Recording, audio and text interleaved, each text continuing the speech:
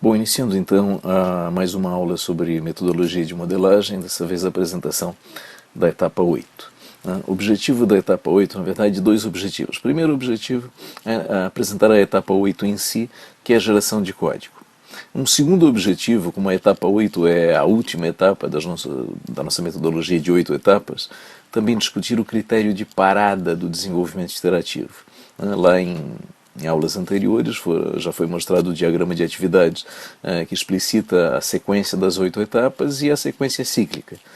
Agora que entra a 8ª etapa, a geração de código, ela também vai entrar no processo cíclico. Então, além de percorrer as etapas, nós também precisamos ter um critério de parada, quer dizer, quando acaba o desenvolvimento. Muito bem, então falando um pouquinho da etapa 8, a geração de código em si, eu digo ali, olha, a geração de código ela integra-se ao procedimento iterativo, cíclico, para gerar como resultado final, além da modelagem que nós vínhamos trabalhando nela nas 7 etapas anteriores, gerar também o código, projeto e código. E ali um comentário óbvio, digo assim, de nada adiantam belos diagramas se eles não levam a um código que opere sem panes e que cumpra os requisitos estabelecidos. Então vejam, a modelagem ela é um meio para chegar na nossa finalidade, que é o quê? Um programa que cumpre os requisitos, que opera sem pane e que cumpre os requisitos. Então, os diagramas, a diagramação, é o quê? É uma etapa intermediária para chegar lá. Quer dizer, o nosso foco nunca é produzir diagramas pelos diagramas, mas produzir o programa, que é o foco do desenvolvimento. Muito bem. Então, alguns comentários antes da gente entrar na metodologia em si, no passo a passo em si da etapa 8. Primeiro ponto, eu estou falando que as 7 etapas anteriores do desenvolvimento iterativo, que focavam exclusivamente em modelagem, qual era a ideia? Mencionado em algumas das aulas. Digo ali, estratégia. Ao constatar que a exploração de um ponto de vista não está gerando resultados satisfatórios, passar imediatamente ao tratamento de outro ponto de vista. Por exemplo, etapa 1. Etapa 1 eu estou lá trabalhando no diagrama de classes, eu identifico um conjunto de classes e digo assim, puxa, isso aí certamente ainda não é o conjunto de classes do meu programa. Meu programa lá no final vai ter que ter muito mais classes do que isso. Mas nesse momento eu não consigo identificar novas classes. Estou ali trabalhando o quê? Visão estrutural do sistema, identificando classes e seus relacionamentos. Então qual é a ideia dessa estratégia? Olha, se a exploração daquele ponto de vista fundamental não está rendendo, passe a outro. Passe a outro. E aí, nós ficamos transitando entre os pontos de vista conforme colocado nesse diagrama aí. Então, esse diagrama de atividades, ele me mostra o quê? Os 4 pontos de vista fundamentais. Então, acima, à esquerda, nós temos o quê? Modelagem estrutural do sistema, abaixo dele, modelagem estrutural de classe. No lado direito do diagrama, as duas atividades de cima, modelagem dinâmica de sistema e foco nas funcionalidades, e modelagem dinâmica do sistema, foco nas interações, e ali a nota em verde dizendo, isto é modelagem dinâmica de sistema. Modelagem dinâmica de sistema pode ter foco nas funcionalidades ou em objetos interagindo, interações. E as duas atividades lá de baixo são o quê? Modelagem dinâmica de classe. Modelagem dinâmica de classe é o quê? Modelagem dinâmica de classe, foco nos estados, evolução dos estados, ou à direita, lá embaixo, modelagem dinâmica de classe, foco nos algoritmos. Então, nós vamos explorando esses pontos de vista, quer dizer, os 4 pontos de vista fundamentais. No caso aqui do dinâmico, eu coloquei os 2 focos de cada um. Então, eu fico basicamente transitando entre eles, fazendo com que a minha modelagem evolua, buscando mais informações. Quando a exploração de um ponto de vista não está rendendo, passo para outro e sigo em frente. Muito bem. E aí, eis que chegamos à situação do 8º ponto de vista, a geração de código. Quer dizer, quando gerar código? Isso já foi dito em outro momento. Gerar código quando eu tenho informação suficiente para gerar código. Isso se assemelha à modelagem de algoritmos. Quando modelar algoritmos, que nós vimos inclusive na aula 21, quando modelar algoritmos? Quando eu tenho informação suficiente para isso. Quando gerar código, a ideia é a mesma. Então, eu passo a explorar a geração de código. E a geração de código, ela passa a ser um 5º ponto de vista. Então nós trabalhamos até agora com 4 pontos de vista fundamentais: estrutural do sistema, estrutural de classe, dinâmico do sistema, dinâmico de classe. Muito bem, passamos a ter um 5º ponto de vista, que é exatamente o código, a implementação. Então eu digo ali, a geração de código junta-se aos 4 pontos de vista fundamentais como um 5º ponto de vista a explorar no desenvolvimento iterativo. Então, a explorar no desenvolvimento iterativo significa o quê? Que a partir da modelagem eu vou para o código, mas do código eu volto. Então digo ali embaixo, a modelagem gera subsídios para a geração de código, evidente. Porém, em contrapartida, digo ali ao final, o código produzido gera uma realimentação para a modelagem. Quer dizer, identificação de oportunidades de aprimoramento do projeto ou mesmo de correção de falhas do projeto. Muito bem, então, colocando a geração de código, a implementação, como um 5º ponto de vista, nós passamos a explorar, a partir da 8ª etapa, não apenas os nossos 4 pontos de vista fundamentais, que estão os 4 acima nesse diagrama de atividades, mas também o 5º ponto de vista, a implementação, que está lá embaixo. Então nós ficamos transitando entre os 4 pontos de vista fundamentais, como fazíamos já desde o início do processo, mas agora também a implementação. Quer dizer, da modelagem eu vou para a implementação, a geração do código, e em informações que eu obtenho da geração do código, detalhes que eu enxergo no código e que eu não enxerguei antes na implementação, isso vai trazer um feedback, uma realimentação para a minha modelagem. Muito bem.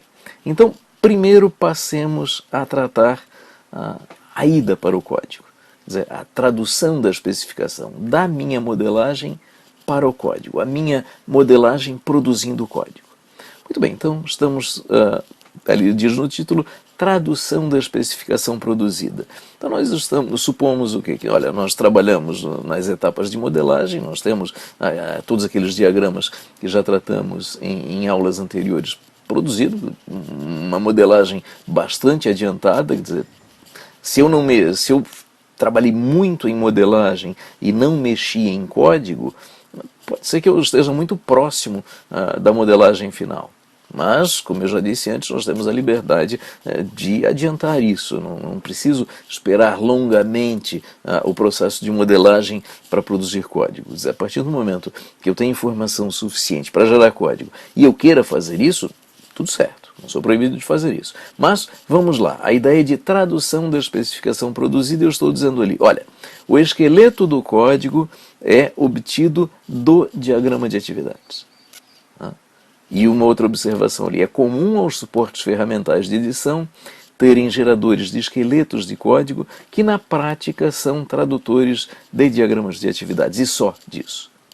Os ambientes de desenvolvimento, de modelagem, de suporte à modelagem OML, praticamente todos, também não vou ser categórico, não vou dizer que eu conheço todos, eles têm lá uma ferramenta de geração de código. E na prática, essa ferramenta de geração de código, em todos os que eu conheço, são apenas tradutores de diagramas de classes. Mas por que traduzir o diagrama de classes?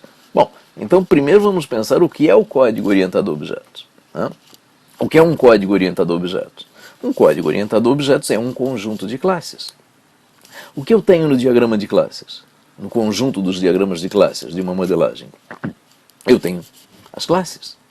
Puxa, então as classes que estão nos diagramas de classes, elas são o quê? A base do código. Então vamos ver esse exemplo nessa imagem aí colocada.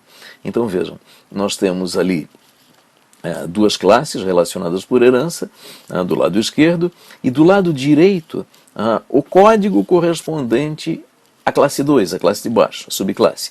Pelo menos a parte do código que eu consigo buscar no diagrama de classes. Então vejam, lá na primeira linha do código, eu tenho a identificação da classe 2, não apenas da classe 2, mas também dito ali que ela é subclasse de classe 1, isso em sintaxe de Java. Logo abaixo nós temos as declarações dos dois atributos, exatamente a informação que está no diagrama de classes, então vai direto. E lá embaixo, a terceira linha do código, eu tenho lá o método public void, método 1, e é isso. Então, o único método que aparece ali na classe 2 no diagrama de classes. Puxa, então eu tenho o método completo? É evidente que não. Então, lá embaixo, abaixo do código em vermelho, destacado em vermelho, diz assim: método sem corpo definido. Muito bem, então é isso que eu obtenho do diagrama de classes. É isso que eu obtenho do diagrama de classes. Quer dizer, o esqueleto da classe. Eu tenho que a identificação da classe, eu tenho os atributos completamente definidos, que eu consigo colocar isso no diagrama de classes, eu tenho a assinatura do método completamente definida, porque eu consigo colocar isso no diagrama de classes, mas o que eu não coloco no diagrama de classes? Os corpos, os algoritmos dos métodos. Lembrando que um método tem duas partes, assinatura e corpo, então a assinatura está aí, vem do diagrama de classes, mas o corpo não. Então eu preciso do algoritmo do método. Então vejam, como um código orientado a objetos, ele é o quê? O código é um conjunto de classes. Então vejam, o esqueleto das classes aí está. Se eu preencher esses esqueletos com os algoritmos dos métodos, eu tenho o código completo. Muito bem, é isso que a gente vai fazer agora. Vamos em direção à produção dos algoritmos dos métodos. Então eu digo aí, tradução da especificação produzida. Próximo passo, próximo desafio, produzir os algoritmos dos métodos. Eu estou dizendo que nós temos basicamente três caminhos. Então, primeiro ali, a primeira possibilidade, traduzir os modelados em diagramas de atividades. Então, nós vimos na aula 21 o quê? A modelagem de algoritmos e métodos em diagramas de atividades. Muito bem. Para aqueles métodos que estão modelados em diagrama de atividades, vou traduzi-los. Muito bem. E os que não estão modelados, os demais? Os demais eu tenho ali, os não modelados, eu digo ali que eu tenho duas possibilidades. Inferir as responsabilidades a partir da especificação ou inferir as responsabilidades a partir das assinaturas. Vamos olhar cada uma dessas três situações agora com calma. Bom, primeiro, traduzir os algoritmos de métodos modelados em diagramas de atividades. E ali o meu comentário pode demandar ou não interpretação humana. Então vejam, métodos foram modelados em diagramas de atividades. Vimos isso na aula 21. Também na aula 21 nós vimos o quê? Que com o ferramental disponível hoje, que é muito, muito longe daquele que nós classificamos como desejável, como adequado, certamente nós não vamos modelar todos os algoritmos de todos os métodos de uma especificação. Então, vamos modelar de alguns minoria, como nós vimos lá na aula 21. Então, aqueles que estão modelados por diagramas de atividades, em princípio, é só uma simples tradução, passagem do formato diagrama de atividades para o formato código. Em princípio, é alguma coisa bastante simples, que inclusive pode ser automatizada se o meu detalhamento for tal, que for traduzível, como nós vimos lá na aula 21, a aula de modelagem de algoritmos de métodos. Ou pode demandar interpretação humana se eu adotar algumas abreviações na modelagem, de tal forma que a possibilidade de uma tradução algorítmica, mecânica, criatividade zero, só pega de um formato e bota para o outro, não seja possível. Bom, mas isso nós discutimos lá na aula 21, recomendo dar uma olhada na aula 21 para lembrar isso. Mas o ponto é, algoritmos que estão modelados em diagramas de atividades, métodos que estão modelados em diagramas de atividades, eu vou proceder a uma tradução do formato diagrama de atividades para o formato código. Muito bem, eu tenho aqueles algoritmos que não estão modelados. Aqueles algoritmos que não estão modelados, mas eu coloco uma situação. Vejam, diz ali, inferir responsabilidade dos métodos a partir das situações em que é invocado, que são invocados os métodos, e das consequências de sua execução. Informações buscadas nos diagramas da modelagem. Quais diagramas? Então aqui é exatamente o procedimento que foi apresentado na aula 21, quando nós falávamos de buscar informações da modelagem para a modelagem dos algoritmos, para a descrição dos algoritmos em diagramas de atividades. Nós íamos buscar em que diagramas?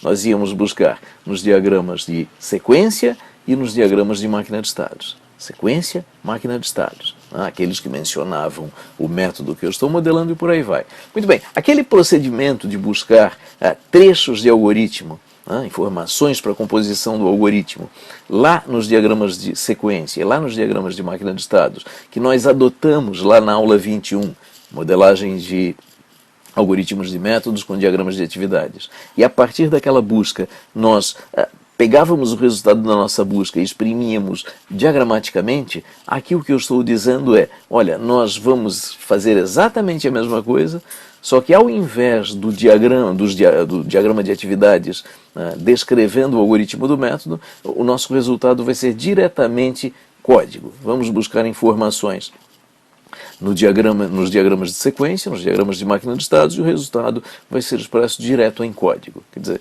estamos pulando a modelagem em diagrama de atividades, porém é a mesma fonte de informação, é o mesmo objetivo, analisar a modelagem feita antes, diagramas de sequência, diagramas de máquina de estados, para com subsídios definir o algoritmo e exprimi-lo em código. Bom, e a terceira situação também foi uma situação mencionada quando falávamos de modelagem de algoritmos em diagramas de atividades, na aula 21, foi o quê? Diz ali, inferir as responsabilidades dos métodos a partir das suas assinaturas, quando não houver outras informações disponíveis. Então, isso também foi discutido na aula 21, então, vejam, a partir aqueles métodos que não estão de algum modo detalhados, que eles aparecem nos diagramas de sequência sem detalhamento, apenas o retângulo da sua execução e ponto. Quer dizer, a partir da assinatura, não apenas a assinatura, mas também a partir da situação em que ele é executado, o caso de uso, ou os casos de uso onde eles são executados, e o contexto dentro dos casos de uso onde eles são executados. Então, a partir daí, eu vou fazer o quê? Eu vou deduzir qual é a responsabilidade daqueles métodos, vou inferir isso e vou produzir o seu algoritmo na raça, digamos assim, sem buscar informação nos outros diagramas da modelagem, porque eu não tenho lá nos diagramas de sequência, nos diagramas de casos nos diagramas de sequência, nos diagramas de máquina de estados, informações úteis. Muito bem. Então o que acontece? Com isso, nós conseguimos produzir o código. Quer dizer, o esqueleto do código a partir do diagrama de classes, tradução do diagrama de classes, e os algoritmos dos métodos a partir do restante da modelagem. Muito bem. E aí, eis o diagrama de atividades que mostra as 8 etapas, destacando lá no topo, com aquela seta em vermelho apontando, a implementação. Então nós temos todas as nossas 7 etapas nessa grande atividade de baixo chamada modelagem e a possibilidade de ir e voltar. Então nós olhamos agora o quê? Como a partir da modelagem que eu gero, eu chego ao código. Acabamos de falar isso, do diagrama de classes. Os esqueletos e o preenchimento dos esqueletos a partir do resto da modelagem, ou seja, algoritmos já modelados em diagrama de atividades, seja a busca de informação em diagramas de casos de sequência e máquina de estados, ou seja, a busca de informações, basicamente a assinatura do método e as situações onde eles são executados. Muito bem, a partir disso nós chegamos ao código. Então nós saímos daquela grande atividade ali chamada modelagem embaixo e fomos para a atividade de cima, implementação. Produzimos a implementação. Só que nesse diagrama ele me mostra que da implementação eu também posso voltar para a modelagem, e é isso que nós vamos ver agora.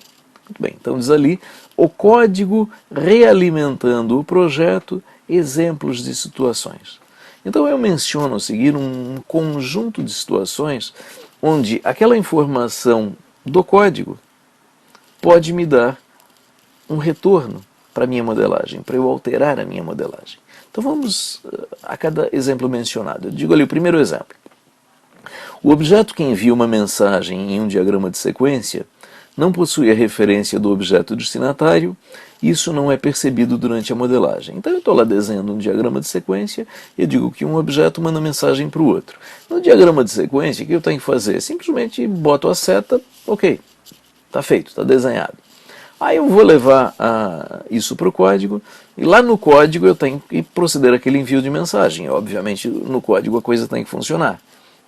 Muito bem, e aí eu tento implementar aquele envio de mensagem, e aí eu descubro, peraí, esse objeto tem que mandar uma mensagem para esse outro objeto, mas esse objeto não é referenciado.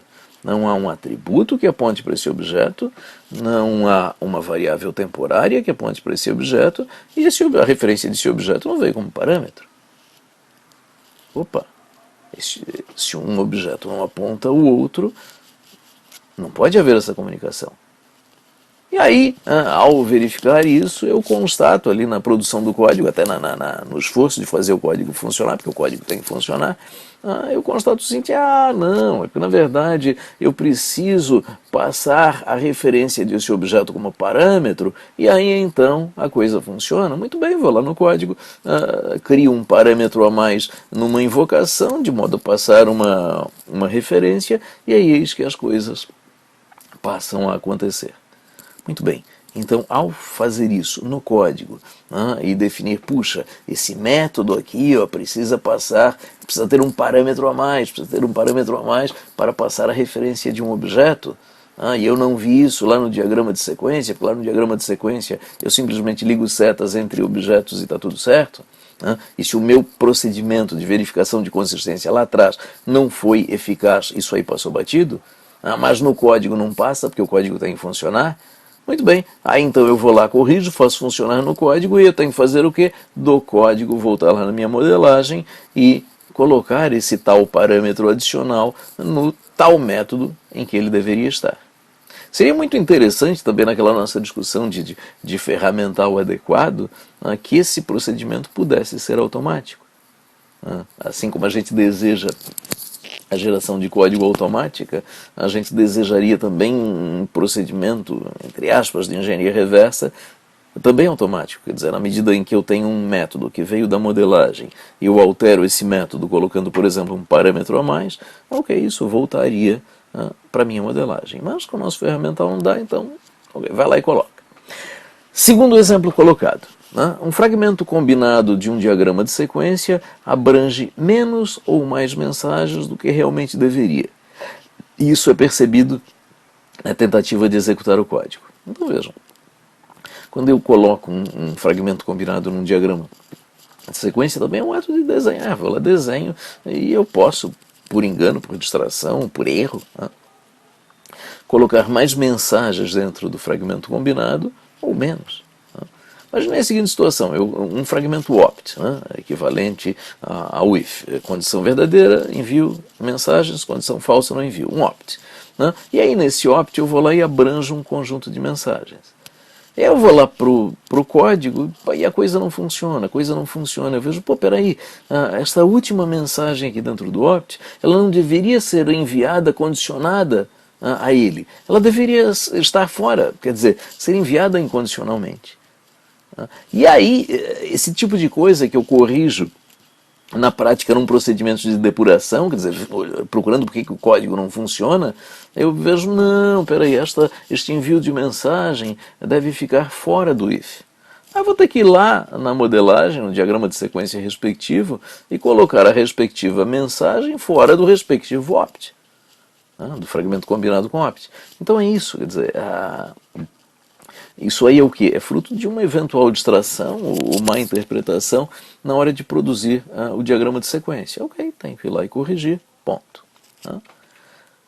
Mais um exemplo, terceiro exemplo.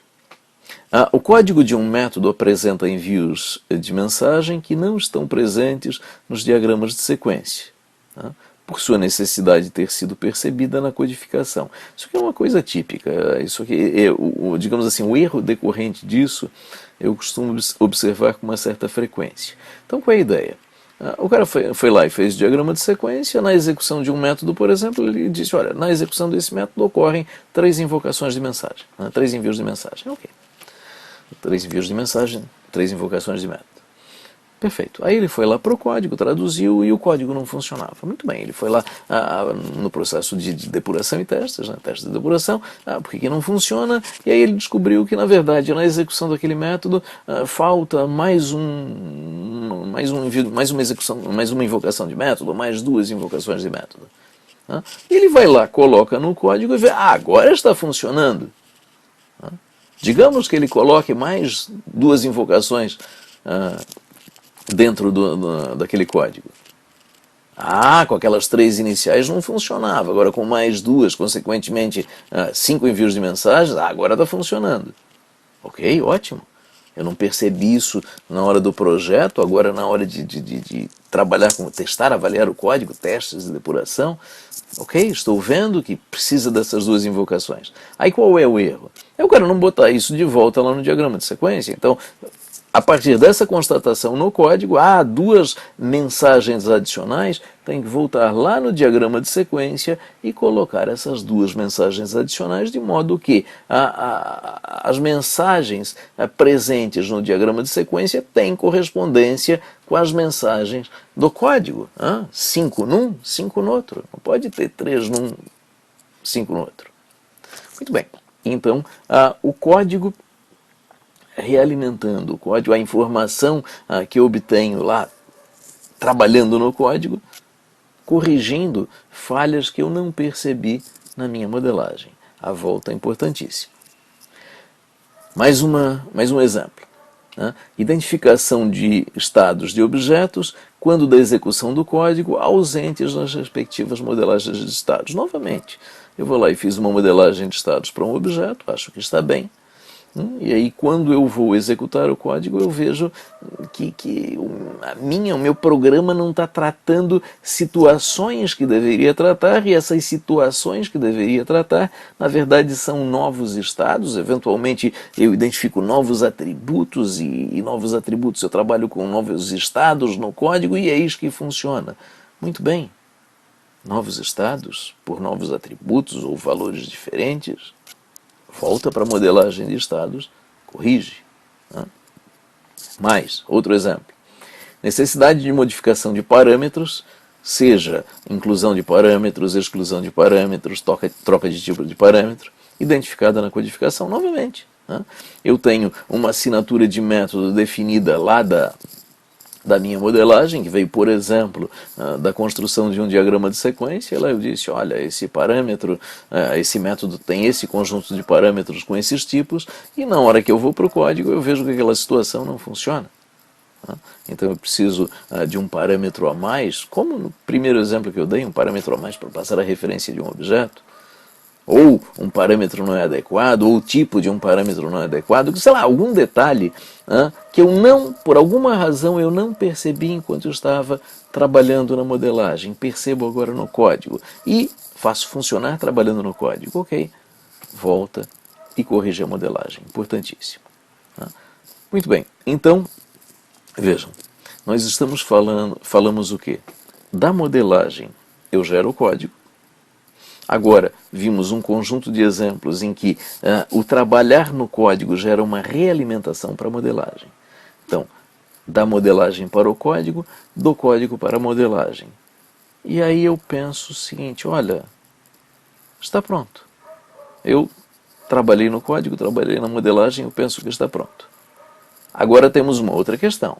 A questão é, há correspondência entre projeto e código? Há consistência? Ou ficaram disparidades esquecidas nesse vai e vem, ficou algo não está perfeitamente casando. Muito bem, a gente vai ter que fazer agora um esforço de comparação, quer dizer, confrontar projeto e código para ver, olha, não, eles têm correspondência ou não, ou achar eventuais problemas. Então é o que eu estou comentando aí. Eu digo o seguinte, olha, modelagem leva ao código, mas é preciso uma realimentação para avaliar se é satisfatório. Então, tivemos essas idas e vindas, mas vamos compará-los. Então, comparações necessárias, digo ali.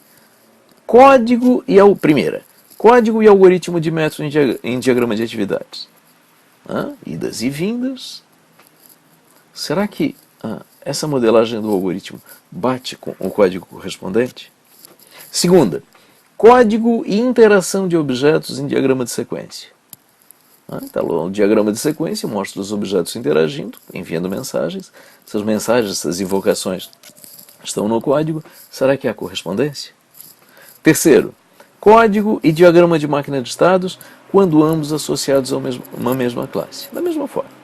Vamos olhar exemplos, então, de cada uma dessas 3 situações. Então, primeira situação, comparação entre projeto e código, diagrama de atividades. Então eu tenho aí um método, o método habilitar. O método habilitar é do jogador automático. Na verdade é de jogador, tanto do jogador automático quanto do jogador humano, subclasses do jogo da velha.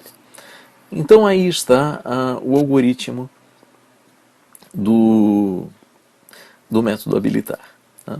Então, ali no lado direito abaixo, bom, primeiro, antes, então à esquerda o diagrama de atividades que modela o algoritmo, à direita, então à esquerda o diagrama de atividades, à direita o código correspondente. Então olhem as setas em marrom, as linhas em marrom, estabelecendo a correspondência. Então vejam, todos os elementos da modelagem do algoritmo têm um correspondente no corpo do método, declaração de variáveis, o comando de atribuição lá em cima, um if, e por aí vai. Mensagem, return lá embaixo, então, ok, há correspondência. Então esse método foi devidamente traduzido. Só que, olhando agora do lado direito, lá embaixo, aquele texto em vermelho, observação em vermelho, eu digo assim, correspondência. Ok, o código corresponde ao diagrama, mas há disparidade no nome da variável declarada. Então, voltando à modelagem, lá no topo, aquela parte circundada em verde, eu tenho uma declaração de variável. Sigam pela linha marrom, a linha marrom de cima de todas, que liga a linha do código, a segunda linha do código, logo abaixo da assinatura, também circundada em verde, ali uma declaração de variável. A variável lance do tipo lance. Nota como, comparando a modelagem com o código, o nome da variável foi trocado. Bom, isso faz diferença em relação ao programa funcionar? Não, o programa vai funcionar, não tem nenhum problema de lógica em relação a isso. Mas isso aí ilustra uma distração possível, que nesse caso não tem consequência em termos da operação do programa. Mas se fosse em outro lugar, poderia ter. Então, buscar a correspondência completa. Outro exemplo, aqui um diagrama de sequência, na verdade um pedaço de um diagrama de sequência à esquerda, e o trecho de um método invocado nesse diagrama de sequência, o código à direita. Então, observem ali, tanto no código como no diagrama de sequência, tem uma parte circundada ali em verde, o retângulo verde destacando. E ali no lado direito abaixo diz assim, equivalência, mas discrepância entre a condição do opt e do respectivo if. O que eu estou fazendo aí? Lá no if eu estou fazendo uma comparação se o retorno for igual a 00. O retorno aí no caso é o retorno, é um lance retornado, e um lance 00, quer dizer, lance 00, linha 0, coluna 0, significa o quê? Isso não é, obviamente, no caso do jogo da velha, isso não é um lance válido. Então, um lance válido no jogo da velha é o quê? Linha entre 1 e 3, coluna entre 1 e 3. Então, linha e coluna iguais a 0 não é um lance válido. Mas para que serve isso na minha implementação? Olha, é uma sinalização. Por quê? Porque esse retorno, quem retorna esse lance, que aí ou é 00 não é, ou é um lance válido não é, é o jogador automático ou o jogador humano. Quer dizer, o jogador automático, quando habilitado, ele retorna um lance válido. E o jogador humano, como eles têm superclasses comuns e o habilitar do jogador humano tem que ter um retorno, mas obviamente o jogador humano, o objeto jogador humano não deve gerar retorno. No caso, ele modela o quê? Ele modela a figura do jogador, do usuário do programa, e é o usuário do programa que vai definir seu lance lá na interface gráfica. Então, nesse caso, foi convencionado que o jogador humano, a classe jogador humano, quando executado o método habilitar, ele retorna 00, dizendo que, olha, não tem um lance aqui para ser tratado. O lance a ser tratado vai ser definido lá pelo jogador humano. Então retorna 00. Então aí nesse if eu coloquei como condição de teste exatamente, olha, se o lance for 00, não precisa ser tratado, porque na verdade é só uma sinalização de que se trata de jogador humano. Bom, lá no código, então seguindo ali o destacado em verde no diagrama com o destacado em verde no código, eu estou fazendo o quê? Lance, informar linha, diferente de zero. Eu estou comparando, vejam, agora o lance, não apenas linha 0, coluna 0, mas no código eu disse, olha, se a linha é igual a zero, fechou. Por quê? Porque quando a linha é zero, eu sei que a coluna também é zero. Então no código eu fui mais econômico. Não precisa comparar linha e coluna, compara só a linha e fechou. Até, digamos, alguma coisa mais racional, dado o meu projeto, né? E funciona. O problema é que ficou uma disparidade, uma discrepância. Não há 100% de correspondência entre modelagem e código. Então, ou no código compara os dois, ou na modelagem diz que vai comparar só a linha. Né? Muito bem, mais um. Terceira situação, terceiro exemplo, a comparação entre o diagrama de máquina de estados e o código. Então lá embaixo nós temos o código do método definir lance. Do método definir lance, e no diagrama de máquina de estados, esse definir lance, ele é invocado 5 vezes, naquelas 5 setas azuis, onde ele mostra a sua invocação. Então vejam, o que eu estou dizendo? Olha, o que acontece como consequência da invocação do método de definir lance, as mudanças de estado que são mostradas em mudanças de estado, então mudanças de valores de atributos. Né? Muito bem, e nesse caso específico, não vou entrar em detalhes, isso é detalhe do jogo da velha, isso aí na verdade é o comportamento do jogador automático para definir um lance do jogo da velha, numa daquelas 3 estratégias tratadas já em aulas anteriores, né? Então, fazendo essa comparação, nesse caso, eu tenho correspondência perfeita, perfeita correspondência. Então, ok, aquilo que aparece na modelagem e a implementação, o código do método de definir lance estão perfeitamente consistentes. Muito bem, então, vejam, quando nós dizemos que o código é um quinto ponto de vista, o que nós estamos dizendo? Diz ali que nós devemos explorar o código como quinto de vista, quer dizer, proceder ao percurso inverso da sua criação. Precisamos não apenas gerar o código, mas também, como diz ali, comparar o código gerado com o projeto que o originou e estou dizendo o que já disse antes, a geração de código é um caminho de mão dupla, a modelagem me leva ao código e o código me leva ao aprimoramento da modelagem. Muito bem, então aí entra uma questão muitíssimo importante que está aí colocada. Quando termina o processo iterativo? Porque nós sabemos que o processo iterativo é cíclico. Eu vou da modelagem para o código, do código para a modelagem, da modelagem para o código, do código para a modelagem. E isso pode ser numa mesma situação. Por exemplo, eu tenho uma modelagem em diagrama de sequência, eu gerei o código, aí lá no código eu vejo que algo não está bem naquele diagrama de sequência, das situações que a gente discutiu antes nos exemplos. Ok, resolvo no código. Do código eu venho, o código realimenta a modelagem, eu altero o diagrama de sequência, e aí eu constato que, puxa, essa situação não ficou bem estruturada, não ficou adequada.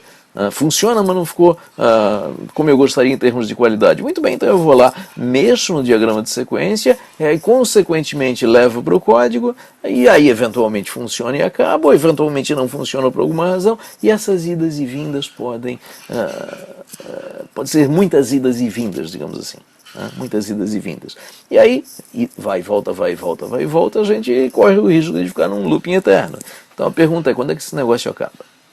Quando termina o processo iterativo da modelagem para o código, do código para a modelagem. Muito bem, então eu estou fazendo o comentário. Eu digo o seguinte, a etapa de implementação se junta às etapas de análise de projeto em um ciclo iterativo de desenvolvimento. Já vimos isso, inclusive, em diagrama de atividades, mostrado antes. O diagrama de atividades mostrando a codificação como quinto ponto de vista e as idas e voltas, entre os 4 mais o quinto. E eu digo ali, a codificação tanto absorve informações da modelagem quanto as fornece. Então, tanto da modelagem eu vou para o código, como do código realimenta a modelagem. Vimos isso em várias situações, vários exemplos. Bom, eu digo ali, o código que funciona pode implicar em atualizações do projeto. E essas atualizações podem exigir alterações no código e assim por diante, ficar indo e voltando. E aí a pergunta fundamental está ali embaixo, quando parar? Quando encerra esse procedimento cíclico? Muito bem, estamos propondo aí um requisito de parada. A parada vai ocorrer, para a parada ocorrer deve haver correspondência entre projeto e código, então disparidades eventuais foram solucionadas e o código deve operar sem pane, cumprindo os requisitos. Quer dizer, meu programa funciona, meu programa opera, sem paradas abruptas, opera, e a execução do meu programa está consistente com aquilo que era desejado dos requisitos. Quer dizer, os requisitos estão cumpridos. Muito bem, então é isso. Esse é o nosso critério de parada. Só isso? Não. Tem outra questão que nós também já tratamos em momentos anteriores da apresentação das etapas, que aí está. Critério de parada considerando o detalhamento do projeto. O que nós dissemos que era, lá atrás, em etapas anteriores, uma modelagem completa, um projeto completo. Então está relembrado aí, que a especificação de projeto, primeiro ponto, que a especificação de projeto tem informações suficientes para que terceiros possam proceder à implementação. Então, informação suficiente para gerar o código. Segundo critério nosso, ali está, segundo ponto, que seja possível compreender software produzido a partir do projeto, isto é, sem a necessidade de decifrar o código. Então era o nosso critério estabelecido lá atrás, inclusive quando nós definimos os 4 pontos de vista fundamentais, as informações necessárias numa modelagem. Quer dizer, para ser considerada completa, então eu devo ter informações suficientes para da modelagem ir para o código, implementação, e também o segundo ponto, a manutenção.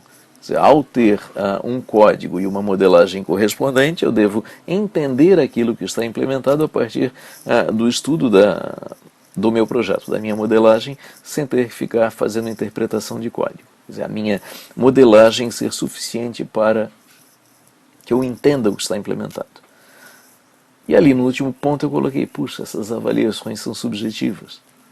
Na prática eu só constato que isso aconteceu ou não aconteceu depois que a coisa está pronta. Bom, e aí? E aí é isso, a gente tem que estabelecer um processo que deixe essa avaliação um tanto quanto não tão subjetiva assim, digamos. Não tão subjetiva assim, com restrições. Então, na aula 21, quando nós falávamos de modelagem de algoritmos de métodos, nós dizíamos, olha, o ideal era que todos os métodos de todas as classes tivessem o seu diagrama de atividades. E nós vimos que com o suporte ferramental hoje disponível, isso é absolutamente impraticável, a questão de relação custo-benefício. Então, digamos, nós temos que ter um equilíbrio aí entre o economicamente viável e um mínimo de qualidade para que se observe isso. Muito bem. Então, com isso, nós fechamos a 8ª etapa, então a última etapa do processo de modelagem.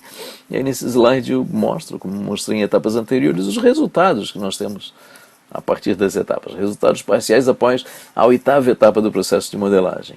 Então, etapas 1 a 4, modelagem do domínio do problema, análise. Etapa 5, modelagem do domínio da solução, projeto, que é a repetição das 4 primeiras etapas com foco no domínio da solução. Etapa 6, situações especiais. Etapa 7, modelagem de algoritmos de métodos com diagramas de atividades. E etapa 8, visto nessa aula, geração de código, que é a última etapa do processo de modelagem. Muito bem, então o sumário da 8ª etapa, 8ª etapa, geração de código. Então diz ali, produzir a estrutura da implementação a partir do diagrama de classes e completar os corpos dos métodos a partir de. Então, dos diagramas de atividades eu tenho os esqueletos de classe do código. Eu preciso dos corpos dos métodos. Então, vou completar os corpos, os algoritmos dos métodos a partir de 3 fontes, diz ali. Tradução dos algoritmos dos métodos modelados no diagrama de atividades, então do diagrama de atividades para o código, tradução. Segundo, inferência das responsabilidades dos métodos a partir das situações em que são invocados, quer dizer, olhar para os diagramas de sequência, para os diagramas de máquina de estados e deles buscar informação para gerar o código. E Terceira possibilidade, quando nada disso é possível, inferência das responsabilidades dos métodos a partir das suas assinaturas. Então, eles não estão detalhados na modelagem, então busco lá as assinaturas, no diagrama de sequência ele aparece só invocado. Então, a partir das assinaturas, a partir dos casos de uso e em que momento dos casos de uso eles são invocados, eu vou inferir as suas responsabilidades e, com isso, implementá-los. Muito bem, aí eu tenho o código, só que eu sei que a oitava etapa é ir e vir da modelagem para o código, do código para a modelagem, que é o último ponto colocado nesse slide. Buscar eventuais inconsistências entre projeto e código. Fazer a ida e a vinda. Muito bem, com isso nós concluímos a aula da oitava etapa. Vimos então a etapa 8, geração de código, quer dizer, que envolve tanto produzir o código a partir da especificação de projeto, como a volta. Digo ali, buscar oportunidades de aperfeiçoamento do projeto no código. E também buscar discrepâncias entre projeto e código. Então, quando eu finalizo o desenvolvimento iterativo, finalização do processo, finalização do meu desenvolvimento, está pronto, meu trabalho, diz ali no final, finalização do desenvolvimento iterativo, quando eu tiver correspondência entre projeto e o código operar sem pane, cumprindo os requisitos. E a minha modelagem, obviamente, estar completa em relação aos nossos 4 pontos de vista essenciais, tratados antes, e, obviamente, numa lógica de relação custo-benefício a custo viável, uma modelagem com informação necessária, digamos, a partir de um custo possível. Muito bem, fechamos então com uma atividade complementar. Sugiro a leitura do capítulo 9, Geração de Código e o Desenvolvimento Iterativo, do livro Como Modelar com ML2, que basicamente é o conteúdo da nossa aula de hoje. E não apenas isso, mas também exercitar a modelagem, e não apenas a modelagem, mas gerar código, testar o código, ver o seu programa funcionando completamente. Não é isso? Muito bem, então com isso nós fechamos esta aula de mais uma etapa do processo de modelagem. Ok? Encerramos aqui.